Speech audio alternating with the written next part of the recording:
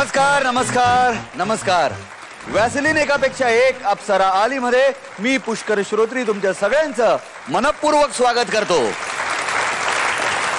कालच्या एपिसोड मध्ये आपण दोन प्रेमी जीवांचं मिलन पाहिलं, त्याकरता असलेली त्यांची उत्सुकता पाहिली.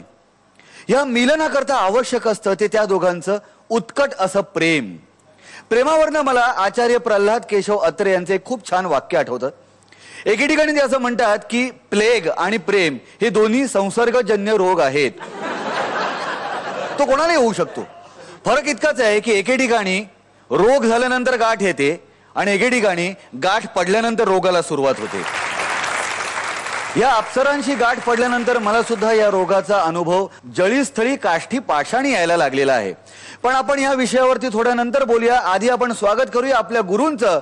जोरदार टाळ्या वाजवूया मयूर वैद्य यांच्यासाठी, दीपाली विचारे आणि आजही मधल्या खुर्चीचा मान मिळवणारी फुलवा खामकर.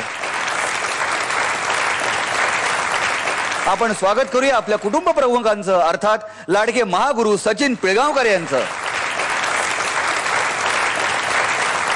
कालच्याप्रमाणेच आजही आपल्याकडे पाहुणा म्हणून आलेला आहे आपल्या सगळ्यांचा लाडका मित्र, अर्थात अवधूत गुप्ते.